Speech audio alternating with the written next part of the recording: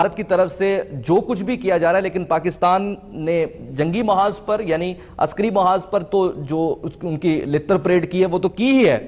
لیکن سفارتی محاذ میں بھی دنیا بھر سے پاکستان کے رویے کو سراہا جا رہا ہے، اور خاص طور پر پاکستان کے جوابی حملے کی وجہ سے بھارتی سرکار کی یا مودی کی عوامی مقبولیت وہ کہتے ہیں گڑا کھود کے اندر چلی گئی ہے۔ آپ کیسے دیکھتے ہیں اسے؟ لیکن اس میں کوئی شبہ نہیں ہے کہ بھارت اس وقت ایک زخمی درندے کی طرح ہے۔ مودی کو پہلے جو مرحلہ ہے اس تصادم کا، عسکری تصادم کا، اس میں اس کے جہاز تباہ ہوئے ہیں، اس کی ایئر فورس کا چہرہ کیا کہتے ہیں زخمی ہے، مودی کی ادا زخمی ہے۔ بھارت جو 1971 سے اب تک یہ کہتا آ رہا تھا کہ آئندہ کبھی لڑائی ہوئی تو 1971 کو دہرایا جائے گا، وہ دہرایا نہیں جا سکا۔ ان کی عسکری قوت کو پاکستان ایئر فورس نے، پاکستان کی فضائیہ نے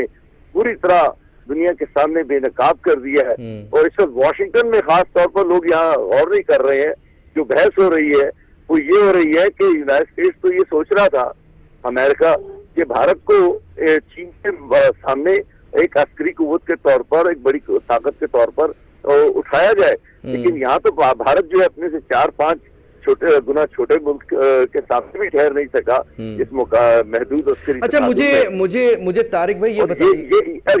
ایک منٹ، اور یہ بات جو ہے بھارت کے عوام کے دلوں میں بہک گئی ہے کہ یہ شخص جو ہمیں 5 سال سے کہہ رہا تھا کہ بھارت ایک بڑی قوت بن چکا ہے، پاکستان کو نیست و نابود کر دیں گے، اور یہی بات ان کی سپاہ سالار بپن راوت بھی کہہ رہے تھے، لیکن جو تصادم ہوا ہے اس میں تو ہمیں پاکستان نے ہمیں بری طرح زخمی کیا ہے۔ اچھا اچھا مجھے طارق صاحب ایک بات بتائیے، بڑی انٹرسٹنگ بات آپ نے کر دی۔ میں اپنا پرانا سوال ابھی نہیں آپ سے کر رہا، لیکن میں بپن راوت کے بارے میں جاننا چاہتا ہوں، وہ کدھر ہے؟ آج کل نظر نہیں آ رہا۔ انہوں نے کل ہی تو بیان دیا ہے کہ ہم ابھی یہ ہمارا جو پہلا حملہ تھا وہ آخری حملہ نہیں تھا، اور ہم بار بار ایسے حملے کریں گے، اور اس کیا کہتے ہیں چنانچہ بھارت کی پالیسی میں تبدیلی نہیں ہے۔ وہ بھی بری طرح ان کا چہرہ جو ہے وہ اس کیا کہتے ہیں سیاہ ہوا ہے بپن راوت کا۔ بھارت کی افواج شو میں بپن راوت کو ذرا کھل کے ہم ڈسکس بھی کریں گے ناظرین۔ اچھا مجھے طارق صاحب یہ بتائیے گا کہ جس طرح ایک خود انڈیا کے اندر یہ نیشنل نیریٹو بلٹ اپ ہو چکا ہے کہ پلوامہ اٹیک خود بھارتی سرکار نے کروایا ہے، یا ان کی ہی غفلت کا نتیجہ ہے، یا ان کی جانب سے ہی یہ پلان آؤٹ کیا گیا تھا، تو اس نیریٹو جو کہ خود انڈیا کے اندر بڑی تیزی کے ساتھ پنپ رہا ہے، پھیل رہا ہے، اس نیریٹو کو پاکستان کیش کر رہا ہے؟ آپ دیکھ رہے ہیں، آپ کا کیا تجزیہ ہے اس سلسلے میں؟ میں اس پہ تھوڑا سا کیا بالکل مختلف نظر رکھتا ہوں۔ میں کشمیر کی تحریک آزادی سے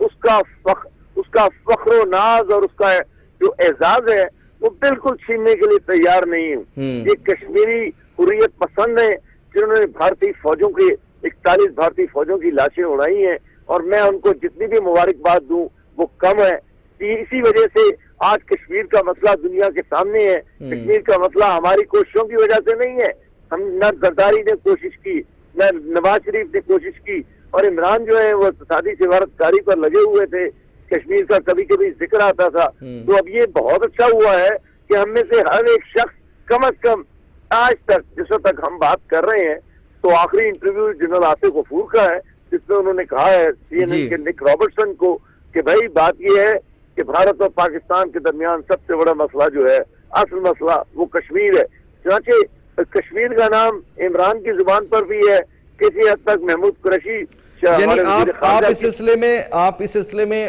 بالکل کنفرم ہیں، کلیئر ہیں کہ یہ ریاکشن ہے کشمیریوں کا؟ میں سمجھتا ہوں ان سے اعزاز چھیننے والی بات ہے۔ یہ بھارت کے اندر کشمیر کی تحریک آزادی سے موضوع کا رخ موڑنے کے لیے اور مودی کے خلاف مہم چلانے کے لیے وہاں جو اپوزیشن ہے وہ یہ بات کر رہی ہے۔ بہت اچھی بات ہے اگر ایسا ہے، لیکن ایسا نہیں ہے کہ کشمیر کی تحریک آزادی جس مقام پر ہے، جو بقول عمران خان ہمارے وزیر اعظم کے، کہ موت کا خوف کشمیری نوجوانوں کی ذہن سے نکل چکا ہے، اور یہی وہ کام کا فکرہ ہے جو 50 سال میں کسی وزیر اعظم نے ادا نہیں کیا تھا۔ اب مجھے نہیں معلوم کہ آنے والے دنوں میں ہم کیا کر رہے ہیں، لیکن ایک بات میں یہاں پتے کی کہنا چاہتا ہوں، اور میں بہت سے ٹیلی ویژنوں پہ کہہ چکا ہوں ہم ڈی ایسکلیشن کی بات تو کر رہے ہیں اور امریکہ کا بھی شکریہ ادا کر رہے ہیں اور وزیر خارجہ اس طرح لجاجت کے ساتھ امریکہ کا شکریہ ادا کر رہے ہیں اور میں سر ٹرمپ کی پالیسی کے بالکل خلاف نہیں ہوں اس وقت. لیکن